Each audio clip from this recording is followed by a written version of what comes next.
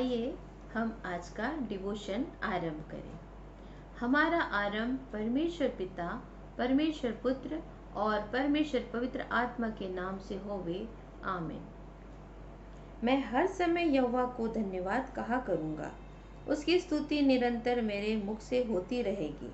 मैं यहोवा पर घमंड करूँगा, नम्र लोग यह सुनकर आनंदित होंगे। मेरे साथ यहोवा की बड़ाई करो और आओ हम मिलकर उसके नाम की स्तुति करें। प्रभु में मेरी प्यारी प्यारी बहनों को ढेर सारा प्यार और सलाम बोलती हूँ।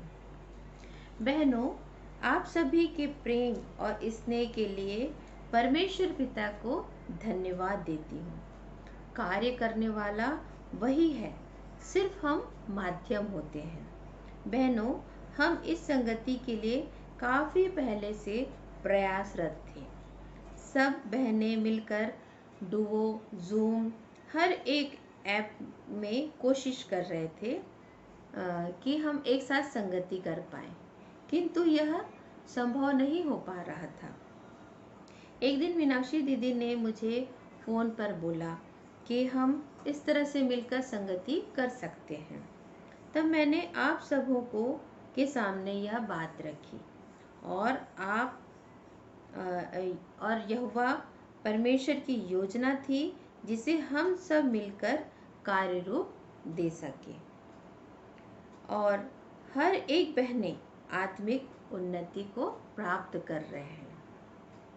यह बड़े आनंद की बात है कि हमारी बहनों के पास बहुत सुंदर और कीमती तोड़ा मिला है और वे इसका सहर्ष तैयार होकर उपयोग भी कर रही हैं। हर एक बहन पहली बार बोल रही हैं, पर बहुत ही सुंदर ढंग से प्रस्तुति दे रही हैं। हम सारी बातों के लिए परमेश्वर पिता को धन्यवाद देते हैं। यहोवा परमेश्वर का धन्यवाद देती हूँ।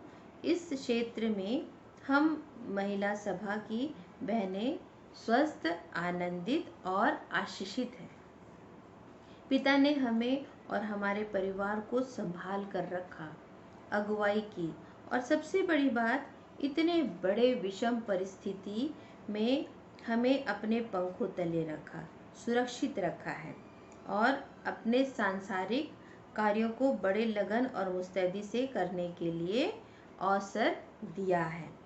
बहनों, आज जब पूरे विश्व के लोग इस कोरोना वायरस की चपेट में हैं, चिंतित हैं, बेचैन हैं, हम अपने परमेश्वर के प्रति संपूर्ण मन से विश्वास के साथ उसके समीपी में बने हुए हैं और निश्चय है कि वह हमारी सुधि लेता है।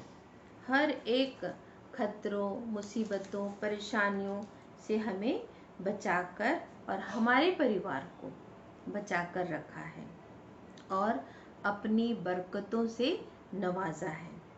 जिस प्रकार परमेश्वर, जब तूने यह वाचा बांधी थी कि तू इस्राएलियों को मिस्र देश से निकाल लाएगा और इसके लिए मार्ग में उनकी अगुवाई की, तू उनके आगे आगे सारी परेशानियों को मिटाते गया और उन्हें सुरक्षित रखा, उसी प्रकार अब भी तेरी जैसी योजना है प्रभु, वैसे ही तू हम पर प्रकट कर।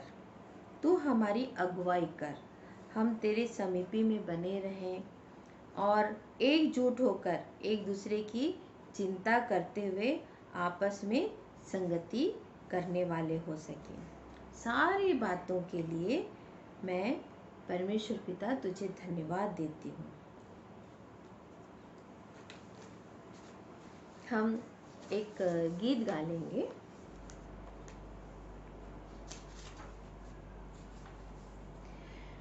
प्रभु का धन्यवाद करूँगा, उसकी संगति में सदा रहूँगा, साथ चलूँगा मैं जय जरूर पाऊँगा, साथ चलूँगा मैं जय जरूर पाऊँगा, प्रभु का धन्यवाद करूँगा। ना देगी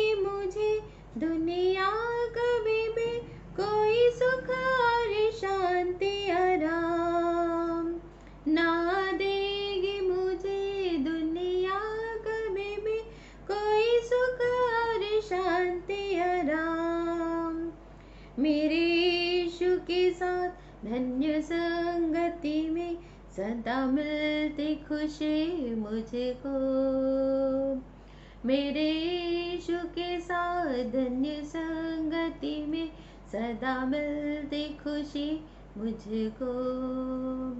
प्रभु का धन्यवाद करूँगा, उसकी संगति में सदा रहूँगा, साथ चलूँगा मैं जय जरूर पाऊँगा, साथ चलूँगा मैं जय जरूर पाऊँगा, प्रभु का धन्यवाद करूँगा। हाँ प्रभु जी, हम तुझे धन्यवाद धन्यवाद धन्यवाद देते हैं। सचमुच में हर एक बातों में हम धन्यवाद देते हैं प्रभु जी, अपने सुंदर जीवन के लिए जो तूने हमें संसार में रखा है, लेकिन अपनी आशीषों से नवाजा है प्रभु जी, अपने पंखों तले रखा है, अपनी छत्र छाया में बनाए हुए रखा है। सचमुच में हम तेरा धन्यवाद धन्यवाद धन्यवाद करते हैं प्रभु जी। हमारी सांसें तेरी है, हमारा हर एक कार्य, हर एक अंग, हर एक चीज़ तेरा है प्रभु जी। हम तुझे धन्यवाद देते हैं, तू हमें संभाला है और हमें हर एक बातों में तू अगुवाई प्रदान किया है प्रभु जी।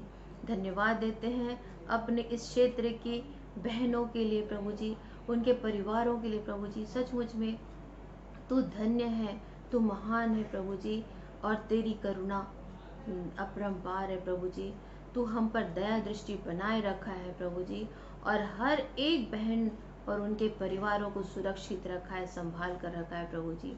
हम हर एक बहनें तेरे भय में चलती हैं प्रभु जी, तेरी आज्ञाओं को मानती हैं, तेरी इच्छाओं के अनुसार अपने कार्यों को करना चाहती है प्रभु जी।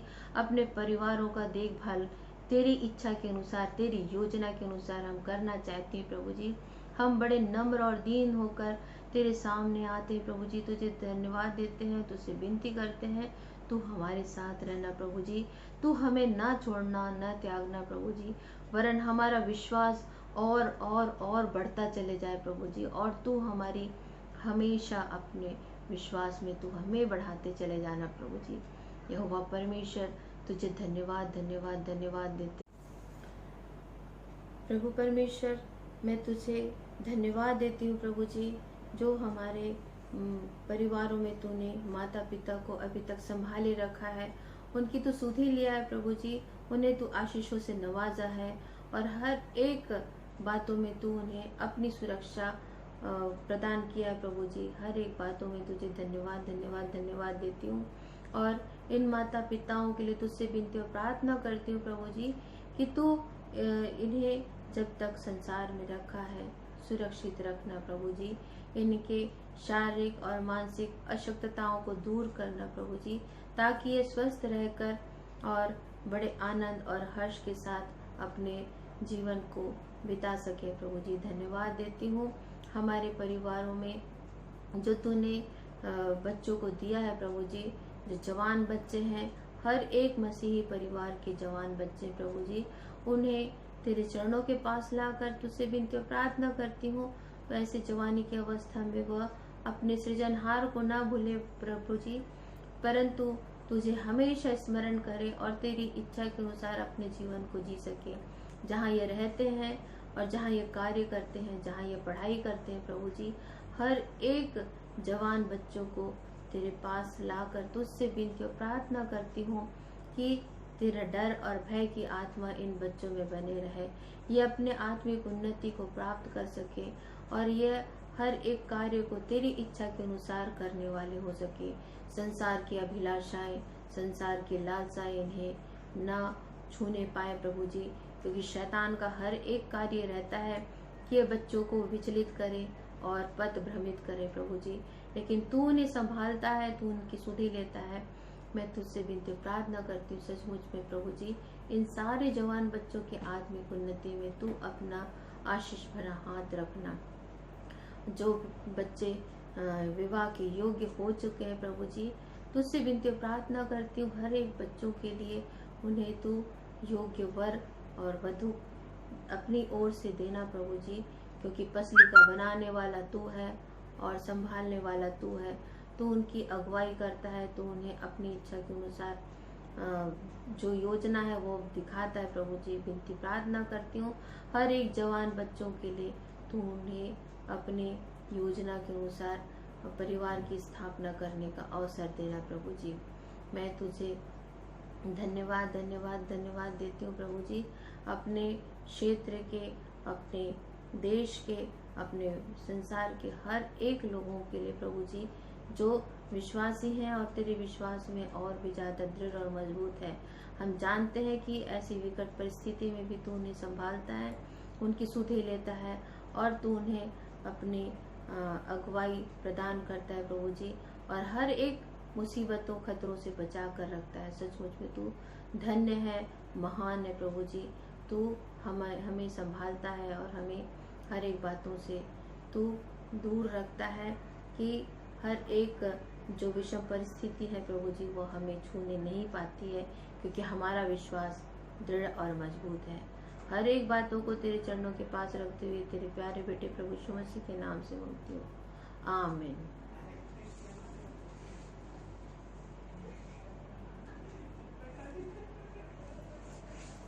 भजन 133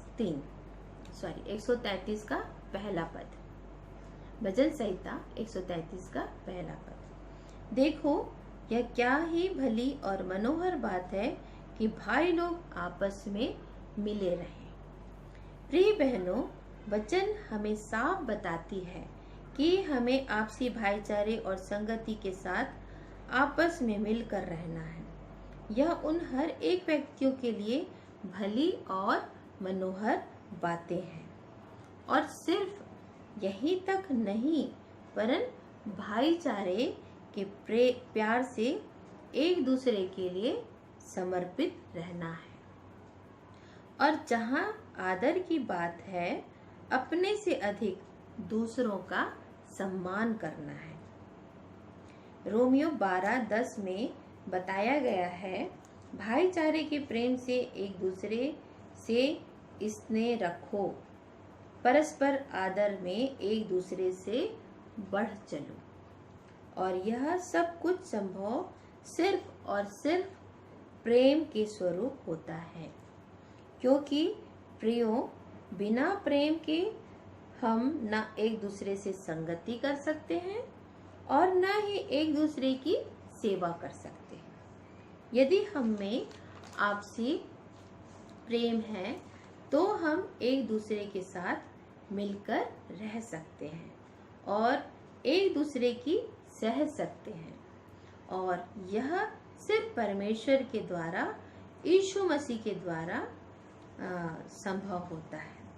क्योंकि परमेश्वर प्रेम है और उसी ने हमें प्रेम करना सिखाया है, उसी ने संगति करना भी सिखाया है। वह आदम हवा के साथ संगति किया। उत्पत्ति 3 उसके 8वें पद में देखेंगे तो पाएंगे, आदम हवा को बनाने के बाद उन्हें छोड़ा नहीं। लिखा है, ठंडे में वाटिका में फिरता था।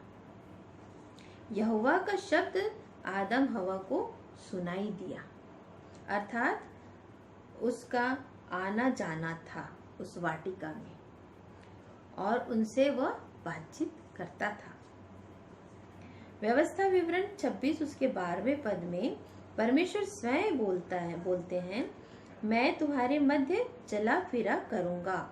और हम देखते हैं यीशु ने स्वयं कहा, यूहन्ना 13 उसकी 34 पद में, 15 उसके 12वें पद में, मेरा आदेश यह है कि जैसा मैंने तुमसे प्रेम रखा वैसा ही प्रेम तुम भी एक दूसरे से रखो। और यूहन्ना 15 उसके 17वें पद में यह स्पष्ट भी किया कि उन्होंने यह बात स्पष्ट किया है। क्यों आदेश या आज्ञा दिया, क्यों हमें वह आदेश दिया गया है, क्यों हमें वह आज्ञा दी गई है, यह बात यूहन्ना 15 उसके 17वें पद में बताया गया है। यूहन्ना 15 उसके 17वें पद में देखते हैं तो हम पाते हैं, इन बातों की आज्ञा मैं तुम्हें इसलिए देता हूँ ताकि तुम एक दूसरे से प्रेम रखो। बहनों, यह बात तो स्पष्ट है कि यदि हम किसी से प्रेम रखते हैं तो उसके साथ संगति भी करना चाहते हैं, संगति भी उसके साथ रखना चाहते हैं। परमेश्वर यीशु हमसे प्रेम करते हैं, वह हमारे साथ संगति करना चाहते हैं, पर वे बताते हैं कि पहले हम एक दूसरे से प्रेम रखें, संगति करें, तो हम अपने आप परमेश्वर से संगति रखते हुए प्रेम करते हैं। बहनों, हमें यह कार्य पूरे जोश के साथ करना है। रोमियो 12 उसके 11 पद में, अपने जोश से में कम न होते जाओ, परंतु आत्मा में लगन से यीशु की सेवा करते जाओ। यदि हम वैसा प्रेम करें जैसा करना चाहिए, तो सेवा के लिए जोशीले होंगे। हम जो कुछ उनके लिए करते हैं उससे हमारा प्यार दिखेगा।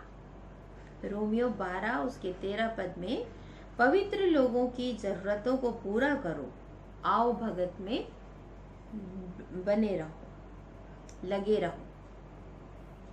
इन बातों में हमारा प्रेम दिखाई देना चाहिए। पहला यूहन्ना 3 उसका 16 से 18 पद में यदि हम देखेंगे, उसी से हम परमेश्वर के प्रेम को जानते हैं, क्योंकि उन्होंने अपने जीवन को हमारे लिए कुर्बान कर दिया। हमें भी अपना जीवन अपने भाइयों बहनों के लिए दे देना चाहिए। लेकिन जिस किसी के पास इस दुनिया की चीजें हैं और वह अपने भाई की जरूरत देखने के बावजूद अपने मन को सख्त कर लेता है, तो परमेश्वर का प्रेम जो अगापे है उस इंसान के अंदर कैसे रह सकता है।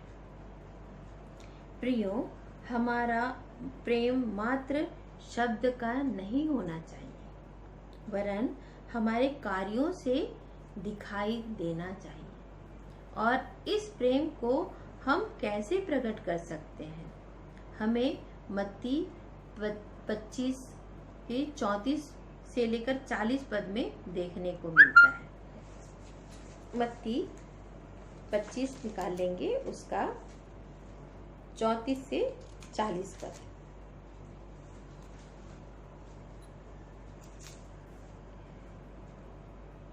तब राजा अपनी दाहिनी ओर वालों से कहेगा, हे मेरे पिता के धन्य लोगों, आओ उस राज्य के अधिकारी हो जो जगत के आदि से तुम्हारे लिए तैयार किया गया है। क्योंकि मैं भूखा था, तुमने मुझे खाने को दिया, मैं प्यासा था, तुमने मुझे पानी पिलाया, मैं परदेशी था, तुमने मुझे अपने घर में ठहराया, मैं नंगा था, तुमने मुझे कपड़े पहनाए, मैं बीमार था, तुमने मेरी सुधि ली, मैं बंदीगृह में था, तुम मुझसे मिलने आए। तो हम मत्ती 25 से लेकर मत्ती 25 अध्याय के 34 पद से 40 पद में यह देखते हैं, और यह हमारे न्याय के सामने दिखाई भी देगा। तो बहनों, आज जो आपसी संगति, प्रेम, यह सब हम करते हैं, तो इन सभी बातों में परमेश्वर पिता की महिमा करते हैं, क्योंकि वह हमसे यही चाहता है कि एक दूसरे से आपसी प्रेम में मिले रहें, संगति करें, एक दूसरे की जरूरतों को उनके साथ पूरा करें और आपसी भाईचारे दिखावे आपसी भाईचारे को हम उसमें बने रहें। यदि हम यह सब करेंगे तो अवश्य परमेश्वर से प्रेम करेंगे और उसके विश्वास में और भी ज्यादा दृढ़ और मजबूत बने रहेंगे। सचमुच में परमेश्वर महान है और वह हमसे कितनी सुंदर तरीके से यह बातों को बताता है कि हमें कैसे प्रेम में बने रहना है, कैसे संगति में बने रहना है और कैसे आपसी भाईचारे में बंधे रहना है। और यह सब हमारे इस संसार के लिए नहीं, वरन यह हमारे जब न्याय का दिन आएगा तब ये सारी बातें देखी जाएंगी, सुनी जाएंगी और वहाँ हमें यह सब कार्यों को दिखाना होगा। तो अवश्य है बहनों कि हम यहीं रहते हुए वह सारे कार्यों को करें जो यह वचन हमें बताता है और यह हमें सिखाता है, समझाना चाहता है। इसे हम सिर्फ बोले नहीं वरन कार्य रूप में करने पाए। परमेश्वर इन सारी बातों की समझ हम सारी बहनों को और उनके परिवारों को देते रहे। यह हमारी प्रार्थना है। धन्यवाद।